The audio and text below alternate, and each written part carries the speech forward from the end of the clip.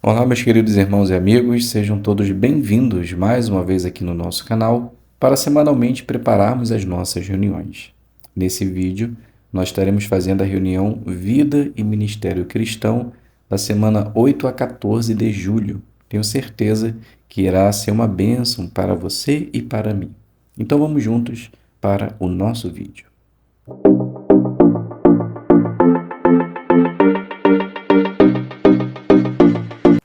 Então sejam todos bem-vindos mais uma vez aqui no nosso canal. É um prazer imenso ter vocês aqui para agora juntos prepararmos a nossa primeira parte da nossa reunião, que é Tesouros da Palavra de Deus. Como dito, tem o tema Jeová nos dá segurança, proteção e estabilidade. Lembrando e incentivando a cada um de vocês, já se inscreva no canal, ative o sino, deixe o seu like no final do vídeo e caso você queira, se inscreva na opção Seja Membro.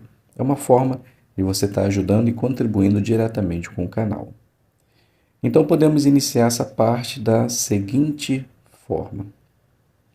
Davi, ao longo de sua vida, como bem sabido por todos, ele passou por muitas dificuldades e tribulações, errou, pecou, mas Jeová sempre o protegia, o abençoava e perdoava suas falhas, porque Davi ele reconhecia de coração o que tinha feito. E ao longo de tudo isso, ele reconheceu muitas facetas da parte de Jeová. E uma delas está descrita no livro do Salmo 61, versículo 3. Pois tu és meu refúgio, uma torre forte que me protege contra o inimigo. Então Davi, ele sabia que Jeová era a sua proteção, era a sua torre forte. Porque ele, ao longo de sua vida, ele percebeu que toda vez que ele reconhecia suas falhas, pedia o perdão de Jeová, Jeová o protegia, não deixava que nada acontecesse com ele. Então, era como se ele corresse para dentro de uma torre e recebesse proteção da parte de Jeová. Na verdade, as torres no passado tinham exatamente essa importância: proteger aqueles que precisavam de proteção. Então Davi ele reconheceu que Jeová era uma torre forte nesse sentido, ele corria para dentro dela quando realmente queria proteção e sempre teve da parte de Jeová. Porque Jeová, ele sempre abençoou a Davi por causa disso. Outro detalhe interessante, Davi ele sabia que aqueles, que fosse hospedado na casa ou na tenda de Jeová, teria um abrigo, uma tranquilidade, um refúgio seguro diante de tribulações e tempestades. Ele deixa isso bem claro no capítulo 61, versículo 4. Serei hóspede na tua tenda para sempre. Vou me refugiar no abrigo das tuas asas. Geralmente, quando nós ouvimos a palavra tenda, assim como está lá descrito no livro de Apocalipse, capítulo 7, versículo 15, quando fala a respeito da grande multidão, ali diz que estenderá sobre eles a sua tenda.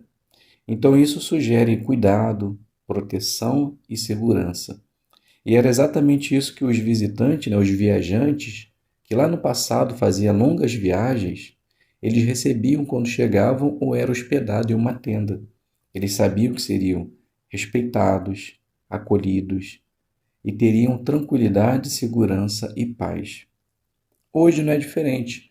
Quando a gente chega de um longo trabalho, durante o dia, a gente quer só chegar em casa. Por quê? Porque sabemos que lá vai ter segurança, paz, tranquilidade. E Davi ele sabia exatamente isso, que poderia sempre receber a proteção, o cuidado amoroso da parte de Jeová enquanto estivesse em sua tenda. Além dessas duas belas qualidades de Jeová, como sendo uma torre, uma tenda, Davi ele ainda fala que Jeová é uma rocha. O 62, capítulo 62, o versículo 2 fala: Só ele é minha rocha e minha salvação, meu refúgio seguro, nunca serei completamente abalado. Então Davi, ele confiava sempre que Jeová era como fosse uma rocha, uma proteção estável, não mudaria, ele sempre estaria do lado de Davi. E lá no livro de Malaquias, capítulo 3, o versículo 6, ele fala exatamente isso, né? Eu sou Jeová, não mudei.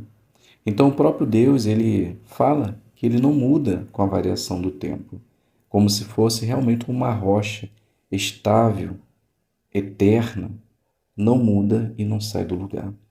Então é como se fossem as orientações de Jeová, né, estabelecidas por Deus. Elas são confiáveis, elas não mudam com a variação do tempo, diferente das ideias humanas que mudam constantemente. Então, Davi ele sabia que sempre poderia confiar nos conselhos amorosos de Jeová, em suas orientações, para que assim ele pudesse crescer em sentido espiritual, cuidar bem da nação do povo de Jeová como rei e pudesse fazer com que eles também tivessem uma vida tranquila, direcionada para fazer a vontade do Pai. Então hoje nós podemos ficar tranquilos e animados por confiar que as normas e os padrões justos e elevados de Jeová não vai mudar com o tempo. O que é dito hoje será dito no futuro, e se nós aplicarmos hoje, no futuro nós seremos abençoados. Então, assim como Davi, tenha Jeová sempre como sua segurança, proteção e estabilidade, assim como mostra a gravura. A gente consegue perceber uma tenda, a hospitalidade, a proteção de Jeová. A gente consegue perceber um homem correndo para dentro da torre, recebendo a proteção quando há necessidade. E, no fundo, a gente vê uma grande rocha, estabilidade, segurança. A lei de Jeová, ela não muda, ela sempre será a mesma. E quando nós aplicarmos, podemos ter a certeza que, assim como o salmista Davi, teremos sempre a proteção, a confiança, a estabilidade, a segurança de Jeová.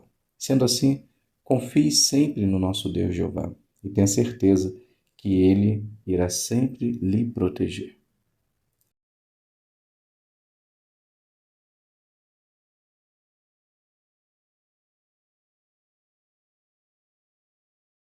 Iniciando fazendo a pergunta que aparece em nossa apostila, que diz assim: em que sentido a força pertence a Deus? Então, essa pergunta ela está baseada no livro do Salmo 62:11, que diz assim: Deus disse uma vez e duas vezes, e eu ouvi. A força pertence a Deus. Então, com base na pergunta, né, que já foi feita, eu só vou repetir, em que sentido a força pertence a Deus? Então, nós podemos responder da seguinte forma, mesmo porque a resposta ela está bem pequena. Jeová não depende de nenhuma fonte externa de energia. Ele é a própria fonte de energia. E Isaías 40:26 fala exatamente sobre isso, por causa de sua imensa energia dinâmica e do seu atemorizante poder. A segunda pergunta de nossa apostila é a que a gente mais espera, né? Que joias espirituais você encontrou na leitura da Bíblia desta semana? Então, eu selecionei 6 versículos da palavra de Deus. O primeiro é o livro do Salmo, capítulo 60, o versículo 11. Ajuda-nos na nossa aflição, pois a salvação pelos humanos não vale nada. Devido aos atos de salvação da parte de Jeová, Davi, ele sabia que somente Jeová pode nos livrar de nossas aflições e nos dar a salvação, pois nenhum humano tem esse poder. Então, nunca devemos colocar nossas esperanças nos poderes humanos, mas sempre em Jeová. E assim como Davi, sempre teremos a proteção de Jeová. Agora o capítulo 61, o versículo 4. Serei hóspede na tua tenda para sempre. Vou me refugiar no abrigo das tuas asas. Davi, ele passou por muitas tribulações e errou bastante. Mas independente disso, ele tinha uma certeza: sempre estaria na casa de Jeová, debaixo de suas asas. E por agir assim, ele sempre foi abençoado. Isso me ensina que preciso também, mesmo com muita luta, continuar na presença de Jeová, junto de sua organização. Somente assim estarei seguro em suas asas. Agora o capítulo 62, o versículo 1 e 2. Somente em Deus espero silenciosamente. Dele vem a minha salvação. Só Ele é minha rocha e minha salvação, meu refúgio seguro. Nem sempre conseguimos expressar para Jeová nossos sofrimentos e amarguras, pois no íntimo estamos abalados e às vezes constrangidos em falar com Deus. Nesse momento, podemos fazer igual ao salmista, esperar silenciosamente. Pois Jeová, ele sabe de todas as coisas, e no momento certo, ele virá em nossa salvação, pois ele é o nosso refúgio. Agora o capítulo 62 ainda, o versículo 7.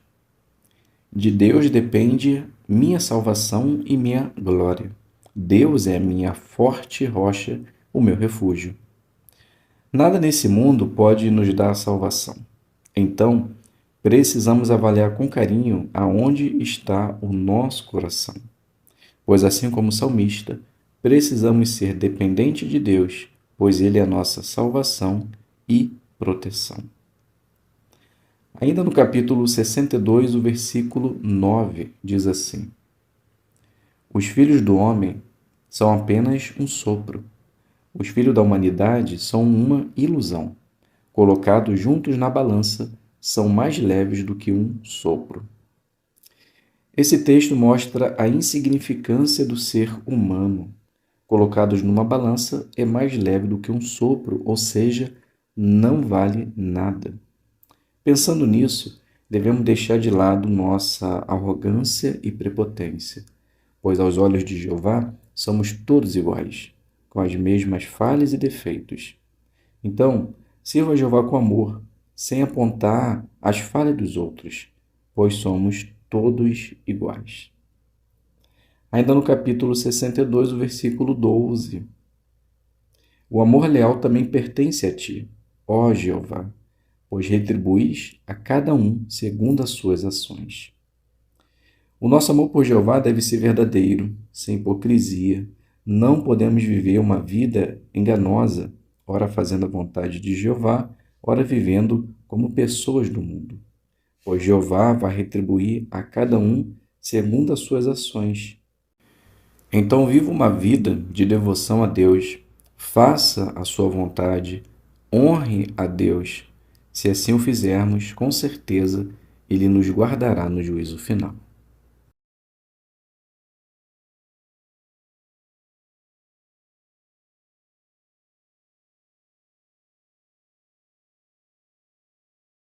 Para juntos agora prepararmos iniciando conversas.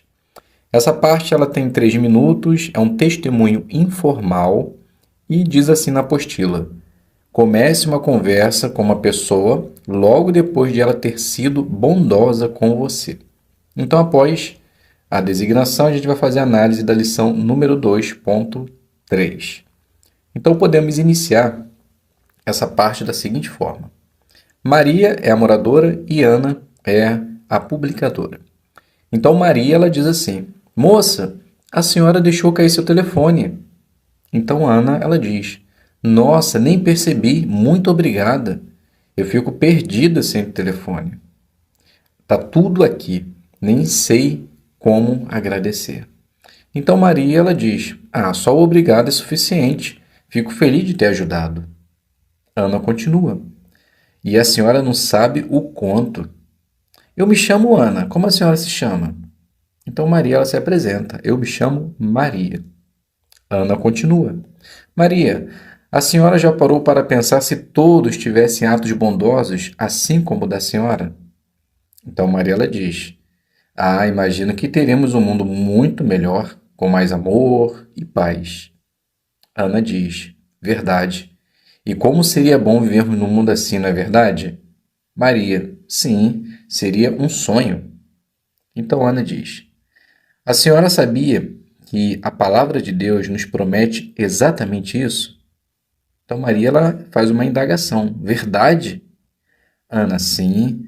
Veja só comigo aqui no telefone que eu não perdi, graças à senhora, no texto de Salmo 37, 10 e 11. Olha só o que diz: Então faz a leitura e depois continua. Notou o que vai acontecer com as pessoas mansas, aquelas que procuram fazer o bem? Então Maria ela diz: pelo que entendi, essas pessoas possuirão a terra e terão paz. Mas o que isso significa? Então Ana ela diz: Maria, terei um imenso prazer de lhe mostrar. Mas posso pegar o seu contato e te ligar para combinarmos? Pois agora preciso ir correndo para o fórum. Maria diz: pode sim, anota aí. Então aqui a gente finaliza a primeira designação, testemunho informal, e podemos fazer a análise agora da lição número 2.3. Naturalidade, seja observador. Então, a pessoa está disposta a ouvir o que você tem a dizer? Então, se sim, você pode iniciar uma conversa. Se perceber que a pessoa não quer falar, não force a conversa. E percebemos que Ana, ela fez exatamente assim, né? Ela iniciou uma conversa, logo após ter tido um ato de bondade, né, da parte de Maria, aproveitou a oportunidade, foi observadora e conseguiu dar um bom testemunho. Então, podemos dizer que as irmãs se saíram muito bem em sua designação. Tenho certeza que se você também se preparar bem e se adaptar, né, às informações aqui inseridas na apostila, você também se sairá muito bem. Como dito, estaremos preparando, cultivando interesse, né, uma parte do Faça-se o Melhor no Ministério. É a segunda demonstração, ela tem 4 minutos e será feito de casa em casa. E essa parte será feita da seguinte forma: fale com o morador sobre o aplicativo JW Library e mostre para ele como instalar. Então, após, a gente vai fazer análise da brochura Ame as Pessoas, lição 7.4. Então, nós podemos fazer essa designação da seguinte forma. Ana, ela vai iniciar dizendo: Oi Maria, bom dia. Cheguei muito cedo? Então Maria, ela diz: Bom dia, Ana. Eu estou acordada desde as 5. Entrei. Então, né, após aquela iniciação normal, Ana, ela continua. Então, Maria, naquele nosso encontro inesperado, conversamos sobre as pessoas mansas possuírem a terra. E vimos isso lá no Salmo 37, 10 e 11. Se lembra? Então, Maria, sim, com certeza eu me lembro, pois para mim isso é novidade. Então, Ana, ela diz: E isso? Como eu estava com um compromisso naquele dia, fiquei de te responder hoje, a base da palavra de Deus. Você tem uma Bíblia? Então Maria ela diz: até tinha, mas minha filha levou. Então Ana ela diz: entendi. Sua internet é boa? Então Maria diz: sim. Ana continua: então você pode instalar no seu telefone um aplicativo muito bom. Além de ter a Bíblia, tem muitas informações interessantes que nos ajudam em todos os aspectos da vida. É o aplicativo JW Library. Já ouviu falar? Então Maria ela diz: ainda não. Ana continua: então vamos instalar ele, aí você vai conhecê-lo. Então Maria diz: você pode me ajudar? Pois não mexo muito nessas coisas. Ana diz: sim, com certeza. É muito fácil. Você pode abrir aqui, ó, o seu Play Store. Aqui você digita o nome do aplicativo, né? JW Library, né? Explica bem fácil. Agora aperta aqui em instalar. Olha só, já começou a baixar. Então Ana continua dizendo, ó, já baixou. Essa é a página inicial. E aí embaixo já tem até o símbolo da Bíblia. Aperta ele e já vai aparecer os livros. E aí, o que achou? Então Mariela diz: parece fácil, só preciso me adaptar. Então Ana ela fala assim, ó, então vamos fazer assim, você se adapta, vai mexendo nele e quando eu voltar aqui, a gente usa o aplicativo para encontrar as respostas à sua pergunta. Tá bom assim? Então Maria diz: tá ótimo. Então Ana ela finaliza: então no sábado, às 10h30, eu venho aqui. Então aqui eu finalizo essa designação e depois, né, você pode botar um final que você achar mais interessante. Vamos fazer agora a análise da lição 7.4. Perseverança. Marque a próxima conversa. Então, no final de cada conversa, tente marcar um horário específico para vocês continuarem o assunto. Faça o possível para cumprir o que foi combinado. Então, percebemos que Ana ela fez exatamente isso. No final de sua apresentação, ela estabeleceu um horário que ela iria retornar, o dia e a hora que ela ia retornar para conversar novamente sobre o assunto decorrido. Então, podemos ter certeza que as irmãs se saíram muito bem em sua designação. Agora, nesse vídeo, nós estaremos preparando um discurso de 5 minutos que tem o tema Confie em Jeová quando receber orientações da parte do faça seu melhor no ministério. Então, se você está com essa designação, fique conosco até o final do vídeo, que eu tenho certeza que vai facilitar a sua preparação. Então, nós podemos iniciar esse discurso da seguinte forma. Confiar em Jeová é muito fácil, pois tudo o que ele faz é perfeito. Deuteronômio, capítulo 32, o versículo 4, fala exatamente isso. A rocha, perfeito é tudo o que ele faz, pois todos os seus caminhos são justos. Deus de fidelidade, que nunca é injusto, justo e reto é ele. Mesmo não entendendo todos os fatos envolvidos, nós ficamos seguros quanto à decisão final, pois sabemos que Jeová sempre agirá de forma justa e confiável. Sendo assim, surge a pergunta: por que devemos confiar em Jeová quando recebemos orientações? Bem, podemos dizer que nem sempre é fácil aceitar certas orientações que recebemos da organização através dos anciãos, pois podemos nos perguntar: será que os anciãos estão seguindo as orientações de Jeová? Ou estão tomando suas próprias decisões? Esse pensamento se deu no caso de Moisés e Davi. Mas nesses momentos, Jeová estava agindo de uma forma perfeita para um propósito maior. E assim como o povo, ele confiou na decisão de Jeová e continuou apoiando seus representantes, devemos fazer exatamente isso. E hoje, Jeová ele usa o escravo fiel e prudente para alimentar o seu rebanho. Embora sejam homens como nós, que erram e pecam, Jeová ele tem derramado o seu Espírito Santo sobre eles, e assim estão conseguindo seguir o exemplo deixado pelos patriarcas em liderar o povo de Deus. E para que possam ser bem-sucedidos nessa designação, o escravo ele designa anciãos de congregações para que possam, através desses, organizar o povo de Deus e que todos possam ter o mesmo ou a mesma mentalidade. E isso está de acordo com a palavra de Deus. Atos 16, 4 e 5 diz assim: ao viajarem pelas cidades, transmitiam aos irmãos as decisões tomadas pelos apóstolos e pelos anciãos em Jerusalém, para que obedecessem a esses decretos. Assim, as congregações eram fortalecidas na fé e cresciam a cada dia. Então os anciãos eles recebem as informações do escravo e passam para a congregação em forma de anúncios.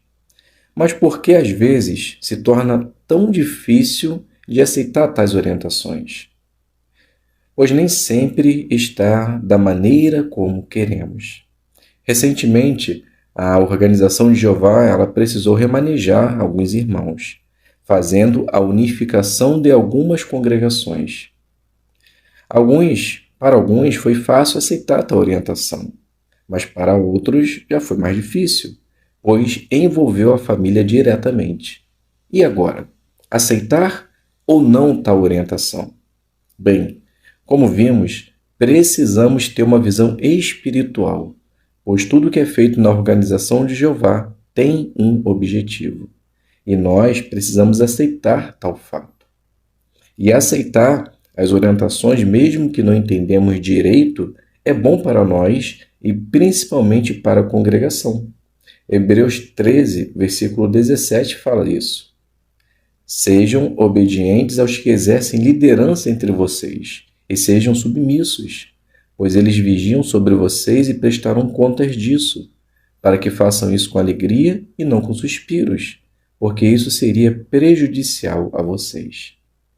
Sendo assim, meus queridos irmãos, vamos aceitar as orientações que vêm da organização. Isso será bom para nós, para a congregação e também para os anciãos. E quando assim o fazemos, estaremos respeitando o arranjo de Jeová. Então, meus queridos irmãos, aqui a gente finaliza o discurso e podemos fazer agora a análise da lição número 20. Faça uma boa conclusão. Então, o que você deve fazer? Relembre as ideias principais e incentive as pessoas a colocar em prática o que aprenderam. Então, nós podemos relembrar os pontos principais e o tema da apresentação, lembrar as pessoas o que fazer e por que isso é bom para elas, falar com convicção, e quando nós estivermos finalizando o nosso discurso, não é hora de apresentar novas ideias. Devemos terminar a apresentação usando poucas palavras e motivando as pessoas a agir. Então podemos perceber que foi exatamente isso que o irmão ele fez, né? Ele falou de uma maneira simples, uma conclusão pequena e relembrou o tema do discurso, né? Que é respeitar as orientações ou os arranjos de Jeová. E quando nós fazemos isso é bom para nós, para a congregação e para os anciãos. Então, com certeza, podemos dizer que foi aplicado muito bem o ponto da nossa brochura Melhore.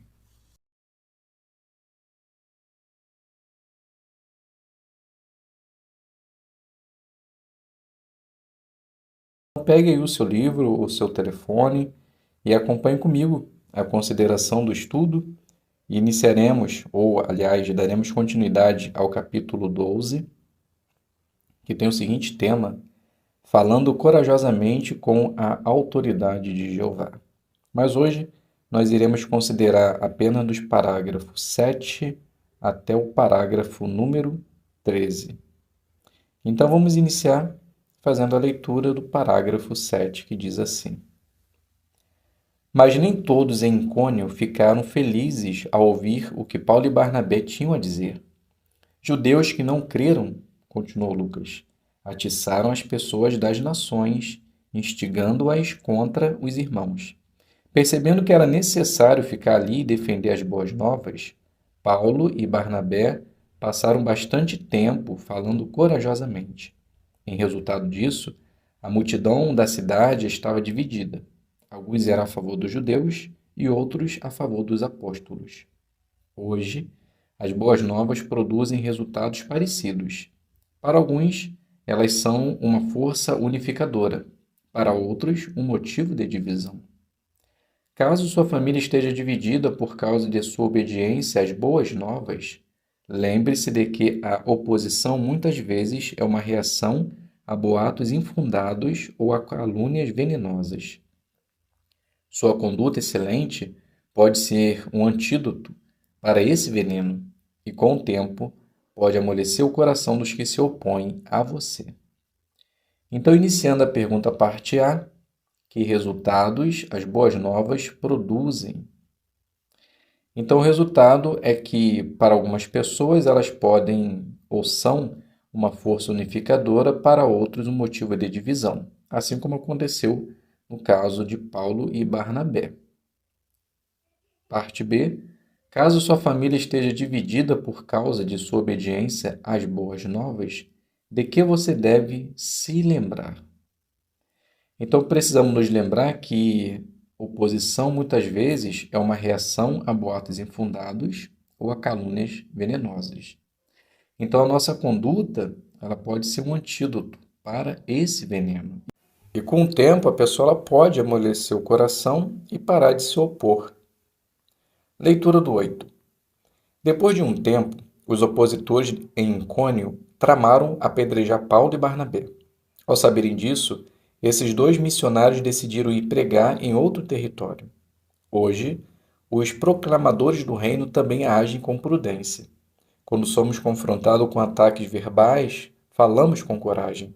Mas, quando há ameaça de violência, evitamos fazer algo insensato que coloque desnecessariamente em perigo a nossa vida e a de nossos irmãos espirituais. Pergunta: por que Paulo e Barnabé deixaram Icônio e que lição podemos aprender de seu exemplo? Então, Paulo e Barnabé, eles deixaram Icônio porque eles ficaram sabendo que alguns opositores queriam apedrejá-los. Então, eles decidiram ir pregar em outro território. E isso nos ajuda a entender também que quando nós somos confrontados com ataques verbais, nós vamos falar com coragem. Mas quando há ameaça de violência, nós vamos evitar, vamos ser sensatos, não colocar nem a nossa vida, nem a vida de nossos irmãos em perigo. Subtítulo: Convertam-se ao Deus vivente, 9 e 10. Paulo e Barnabé seguiram para Listra, uma colônia romana cerca de 30 quilômetros a sudoeste de Icônio. Listra mantinha fortes relações com Antioquia da Pisídia, mas, diferentemente dessa cidade, não tinha uma importante comunidade judaica. Embora seja provável que seus habitantes soubessem falar grego, a língua materna deles era licaônico. Paulo e Barnabé começaram a pregar numa área pública, talvez porque não houvesse uma sinagoga na cidade. Assim como Pedro havia feito em Jerusalém, Paulo curou em Listra um homem manco de nascença. Por causa do milagre que Pedro realizou, uma grande multidão aceitou a mensagem. Mas, no caso do milagre realizado por Paulo, o resultado foi bem diferente. Conforme descrito no início deste capítulo, quando o homem manco pulou e começou a andar, a multidão em Listra, por ser pagã, imediatamente tirou uma conclusão errada. Eles se referiram a Barnabé como Zeus, principal deus grego, e a Paulo como Hermes, filho de Zeus e porta-voz dos deuses. Barnabé e Paulo, porém, estavam determinados a fazer a multidão entender que eles falavam e agiam não com a autoridade de deuses pagãos, mas com a autoridade de Jeová, o único Deus verdadeiro. Então a pergunta: onde ficava Listra e o que sabemos sobre seus habitantes? Então Listra, ela era uma colônia romana, cerca de 30 quilômetros de distância, né, sudoeste de Icônio. Ela mantinha uma forte relação com Antioquia da Pisídia, mas diferente dessa cidade, ela não tinha uma importante comunidade judaica. E os seus habitantes, provavelmente, eles falavam grego. A língua materna deles era o licaônico. E também sabemos aqui que eles eram pessoas pagãs, pois quando Paulo e Barnabé, né, eles curaram um manco de nascença, eles quiseram adorar a eles. Então percebemos que realmente eles eram uma comunidade pagã. Leitura do 11 ao 13. Apesar daquelas circunstâncias dramáticas, Paulo e Barnabé ainda procuraram tocar o coração da assistência da melhor maneira possível. Com esse incidente, Lucas registrou uma forma eficaz de pregar as boas novas a pagãos. Observe como Paulo e Barnabé raciocinaram com seus ouvintes. Homens, por que estão fazendo isso? Nós também somos humanos e temos as mesmas fraquezas que vocês. E estamos declarando as boas novas a vocês para que abandone essas coisas vãs e se converta ao Deus vivente, que fez o céu, a terra, o mar e tudo que há neles. Em gerações passadas, ele permitiu que todas as nações andassem nos seus próprios caminhos, embora não tenha deixado de dar testemunho de si mesmo, pois demonstrou sua bondade, dando-lhes chuvas do céu e épocas de colheita abundante, satisfazendo-os com alimentos e enchendo seu coração de alegria. Que lições podemos aprender dessas palavras que nos levam à reflexão? Primeiro, Paulo e Barnabé não se consideravam superiores aos que os escutavam. Eles não fingiram ser algo que não eram. Em vez disso, admitiram humildemente ter as mesmas fraquezas que seus ouvintes pagãos. É verdade que Paulo e Barnabé tinham recebido o Espírito Santo e sido libertados de ensinos falsos. também haviam sido abençoados com a esperança de reinar com Cristo. Mas eles sabiam que os habitantes de Listra poderiam receber essas mesmas bênçãos se obedecessem a Cristo. Como encaramos as pessoas a quem pregamos? Será que as consideramos como pessoas iguais a nós? À medida que ajudamos outros a aprender as verdades da palavra de Deus, será que nós, como Paulo e Barnabé, evitamos querer ser bajulados por outros? Charles Taze Russell, um destacado instrutor que tomou a frente na obra de pregação no final do século XIX e início do século XX, deu exemplo nesse respeito. Ele escreveu: "Não queremos homenagem, nem reverência para nós mesmos ou para nossos escritos. Não desejamos ser chamados de reverendo ou rabino."